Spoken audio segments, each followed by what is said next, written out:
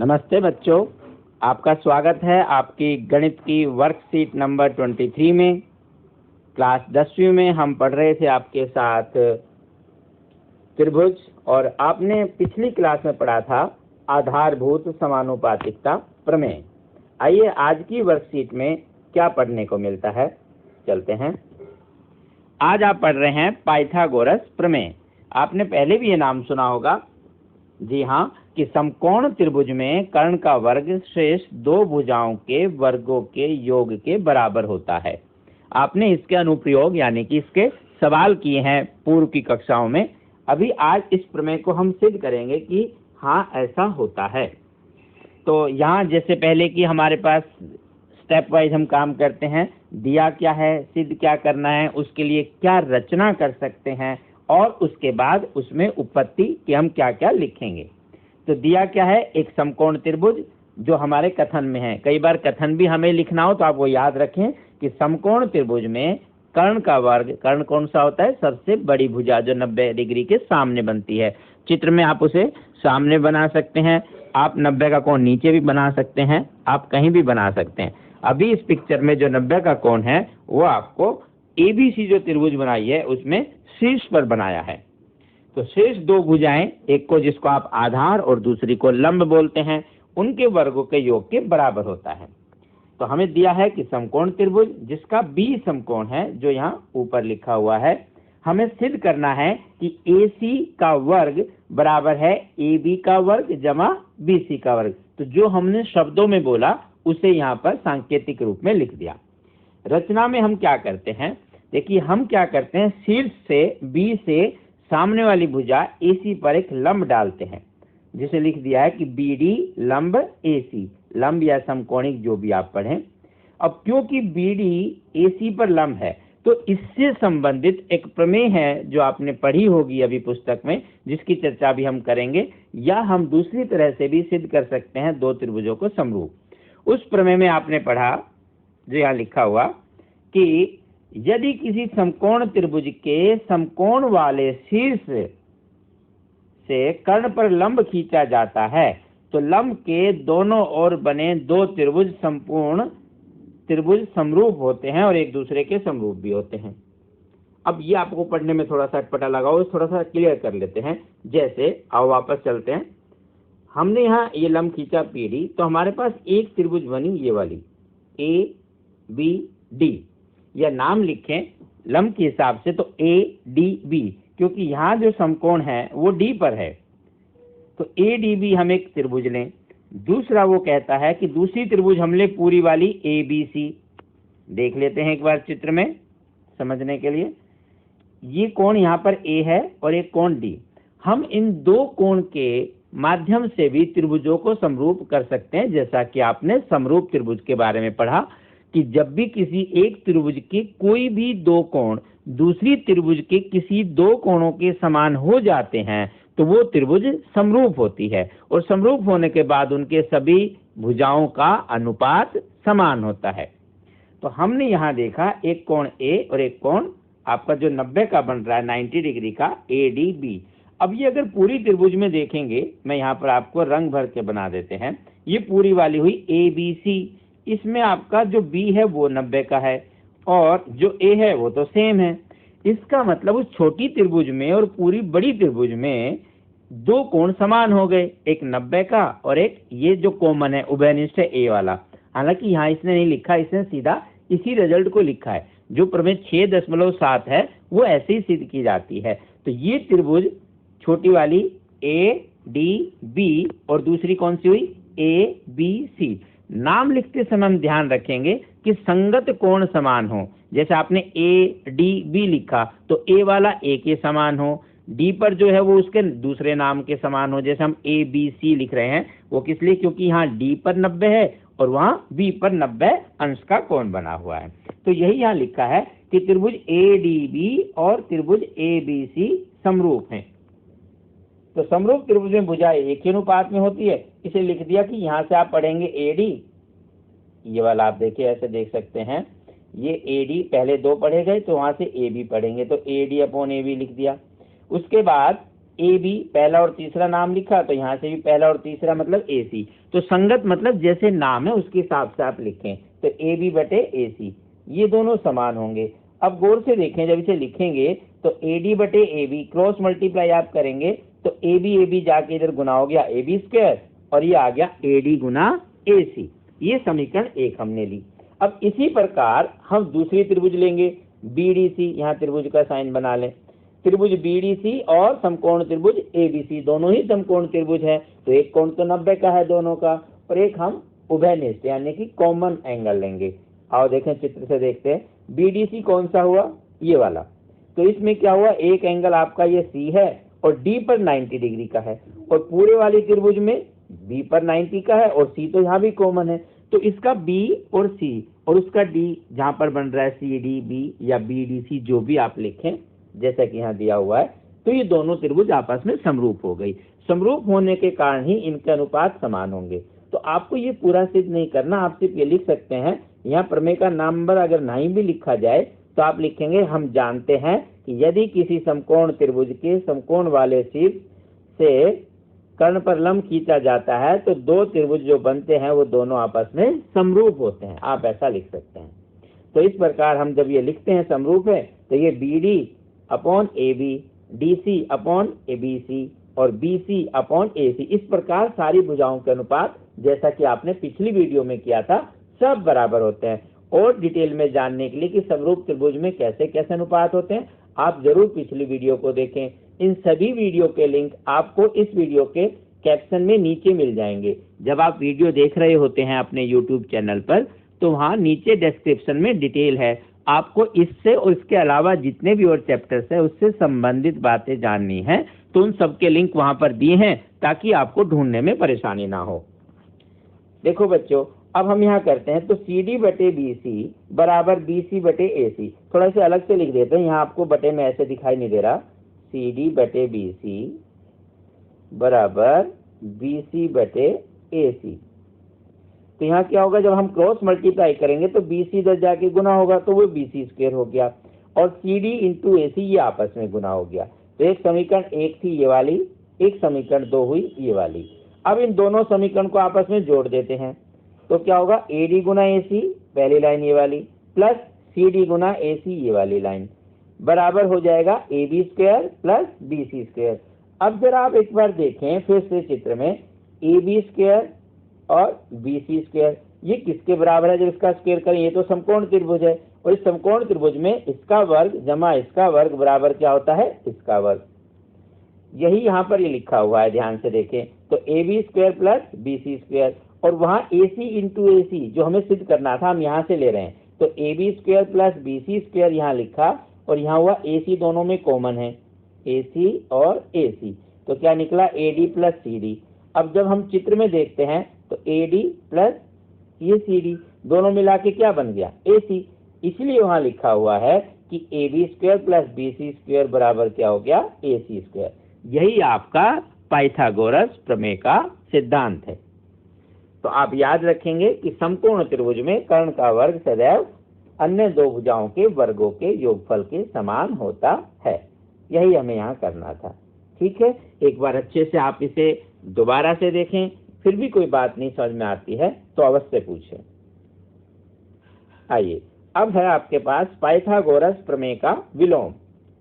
यदि एक त्रिभुज एक भुजा का वर्ग अन्य दो भुजाओं के वर्गों के योग के समान है, बराबर है, तो पहली भुजा के सम्मुख कोण एक समकोण होता है। जो हम पढ़े थे उसका उल्टा हो गया कि यदि सबसे बड़ी भुजा का जो वर्ग है कोई भी, अगर अन्य दो भुजाओं के वर्गों के योगफल के समान है तो उस भुजा के सामने वाला कोण 90 डिग्री का होगा। तो हम सिर्फ उसका उल्टा पढ़ रहे हैं। यहाँ पर हमें इसका कथन याद करना है, पूरा प्रमेय सिद्ध अभी नहीं कर रहे हैं।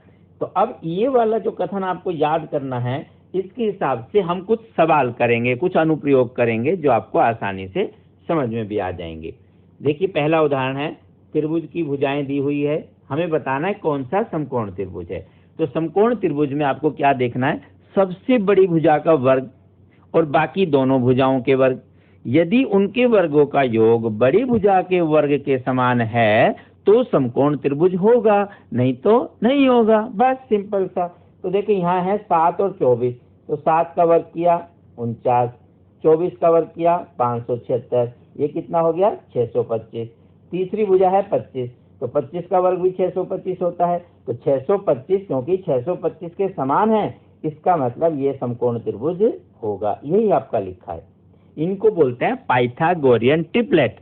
ऐसी संख्याएं जो पाइथागोरस प्रमेय के अनुसार समकोण त्रिभुज की भुजाओं के इस संबंध को संतुष्ट करती है, उन्हें पाइथागोरियन ट्रिपलेट या तिर्यक मतलब 3 अंकों का समूह कहते हैं।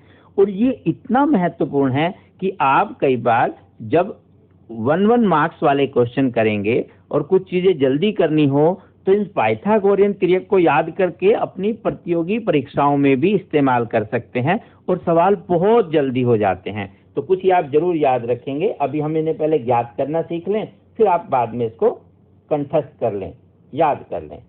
अभी अगला है 3, 8, 6। तो सबसे बड़ी भुजा देखें, उसने लास्ट वाली नहीं लेनी, सबसे बड़ी कौन सी है 8। तो 8 को तो अगला लिखें, 8 का तो वर्ग कितना हो गया 64, और बाकी 3 और 6, तो 3 का वर्ग आप लिखेंगे 9 और 6 का वर्ग 36, दोनों को प्लस करें, 36 और 9 45 जो यहाँ लिखा हुआ है। क्या 45 64 के समान है? बिल्कुल नहीं। तो अगर ये समान नहीं है, इसका मतलब ये पाइथागोरियन ट्रिपलेट भी नहीं है, इसका मतलब ये समकोण त्रिभुज भी नहीं होगा। बस यही आपको बताना है, छोटा सा सवाल। आइए एक और उदाहरण देखते हैं, फिर इसके बाद में हम अभ्यास करेंगे जो आज आपको दिए हुए हैं।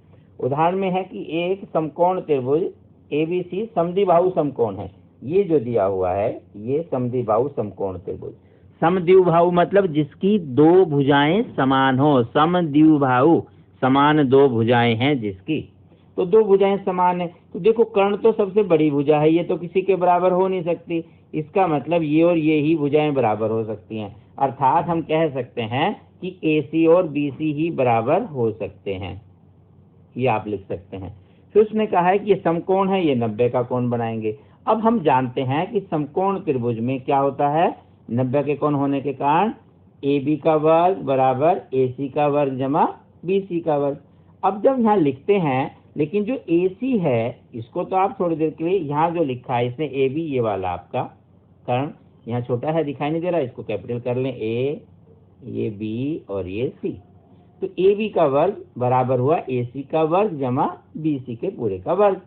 अब AC और BC क्या है, समान क्यों है, क्योंकि ये समद्विबाहु त्रिभुज है। तो जहां AC है वहां हम क्या नाम लिख देंगे BC, या जहां BC है वहां क्या लिख देंगे AC। जो हमें सिद्ध करना है वही हम लिख लेते हैं, हमें सिद्ध करना है AC की फॉर्म में।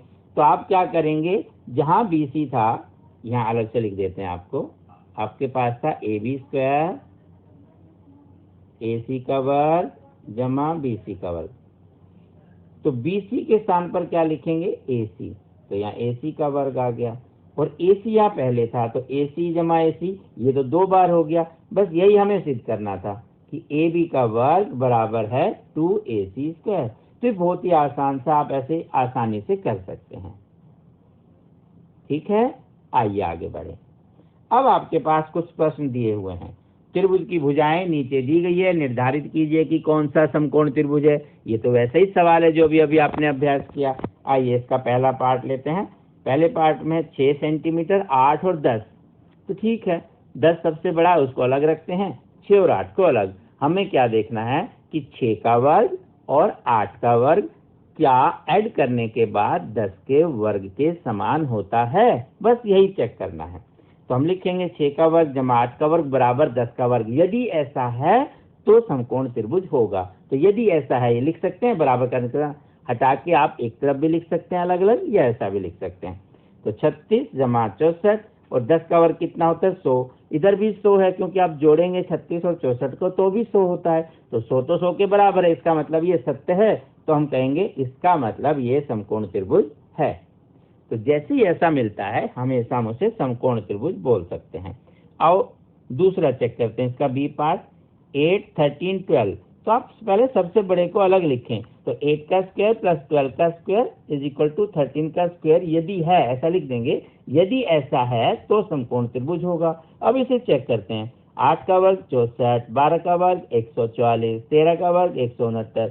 तो क्या इन दोनों का जोड़ कितना होता है 208। ये कितना हुआ 169। क्या ये समान है? बिल्कुल नहीं। तो क्योंकि ये समान नहीं है, इसका मतलब ये समकोण त्रिभुज नहीं है ना आसान? बस इतनी सरलता से आपको करना है। आइए अब करते हैं क्वेश्चन नंबर 2। h का मान ज्ञात करना है। यहाँ मैंने थोड़ा सा लिख दिया, आपको अगर दिखाई नहीं दे रहा है तो अपनी सीट में।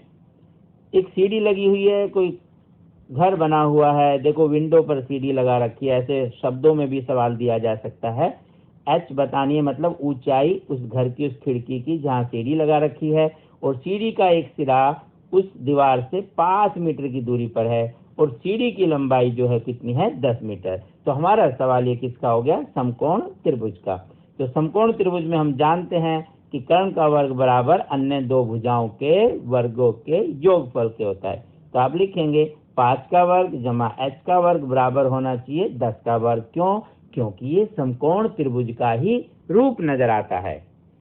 अब हम इसे हल करें। 25 जमा h का स्क्वायर बराबर 100। 25 को उधर ले जाएंगे तो ये हो जाएगा 100 घटा 25 75। अब h निकालना मतलब 75 का वर्गमूल, जो आप दो प्रकार से कर सकते हैं। या तो 5 × 5 × 3 करेंगे तो 5 बाहर आ जाएगा वर्गमूल से, 3 अंदर बच जाएगा। वर्गमूल आप अच्छे से पिछली सभी क्लासों में सीख चुके हैं।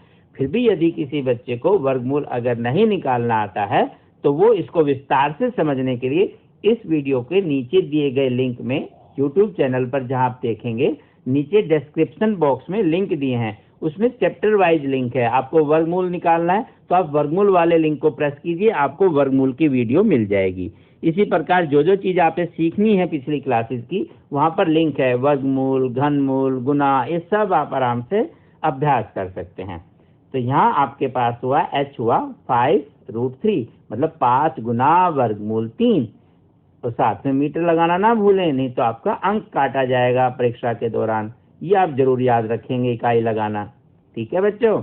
अब इसके साथ एक और चीज हो सकता है, जब ऑब्जेक्टिव टाइप क्वेश्चन आता है, मल्टीपल चॉइस, जहां पर नीचे उत्तर है, हो सकता है ये उत्तर ही आपको कहीं ना मिले, उसने डेसिमल में लिख दिया। तब हमें डेसिमल में लिखने की जरूरत है, मतलब दशमलव स्थान में।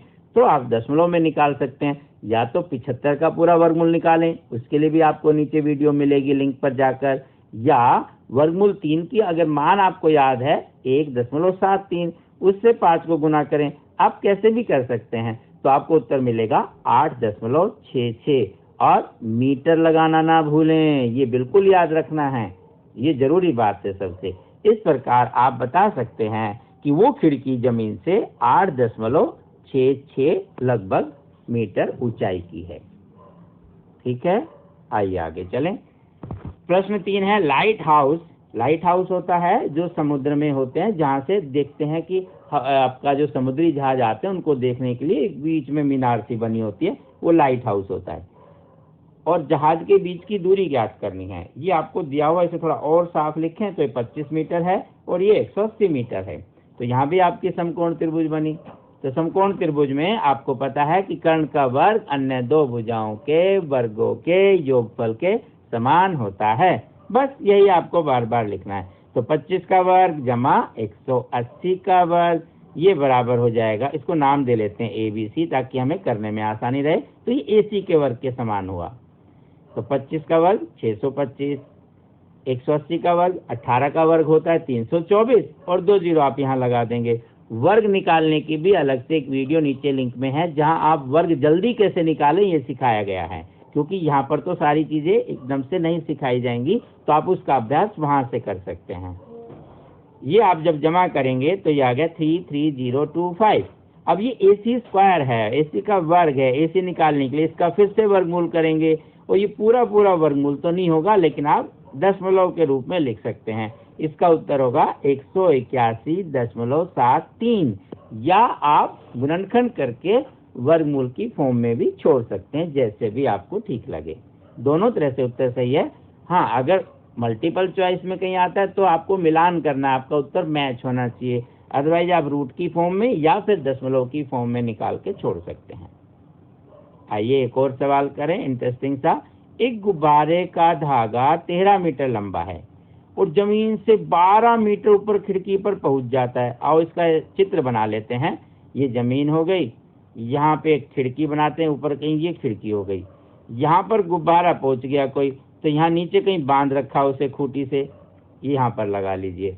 और ये बोला उसने 12 मीटर है खिड़की की ऊंचाई जमीन से, और गुब्बारे की जो रस्सी है, धागा है जिसके साथ उड़ रहा है, जैसे पतंग उड़ाते हैं आप ऐसे समझ लीजिए, वो 13 मीटर। तो ये लगभग वैसा ही सवाल हो गया जो इससे पहले अभ्यास में हमने किया था। उसमें ऊंचाई पूछी थी, यहाँ ऊंचाई दी हुई है। उसमें सीढ़ी जो बनाई थी वहां उसकी लंबाई, उसकी दूरी दी हुई थी दीवार से। यहाँ पूछी है कि दीवार के आधार से खूंटी की दूरी ज्ञात कीजिए। तो इन सवालों में 2 बातें दी होती हैं, एक आपसे पूछा होता है। यहाँ भी आप करेंगे कर्ण का वर्ग बराबर आधार का वर्ग जमा लंब का वर्ग। तो ये हमेशा बार बार लिखेंगे, आपको याद भी हो जाएगा। तो यहाँ आप लिखें, ये आपको ज्ञात करना है। नाम रखना चाहें ABC नाम रख सकते हैं, बताने में आसानी होगी। तो हमें AC गिवन है, AB भी दिया हुआ है, BC ज्ञात करना है। तो आप वही लिखेंगे AC का वर्ग बराबर किसके होता है, BC का वर्ग जमा AB का वर्ग, बस। और इनका मान रख देंगे, AC के स्थान पर 13 रखें, BC के स्थान पर हमारे पास कुछ है ही नहीं, ऐसे कैसा छोड़ेंगे, और AB के स्थान पर 12 रखेंगे। तो 13 का वर्ग 169, 12 का वर्ग 144, BC का वर्ग ऐसे का ऐसा। 144 को इधर ले जाके घटा कर देंगे तो हमें मिलेगा 25। तो BC निकालने के लिए हम क्या करेंगे, इसका वर्गमूल, और 25 का वर्गमूल ये तो आप सबको याद है। तो BC कितना हो गया, 5 मीटर। लगाना ना भूलें, इकाई हमेशा जरूर लगाएं। तो इस प्रकार हमने निकाला जो खूंटी है वो दीवार के आधार से 5 मीटर दूर होगी।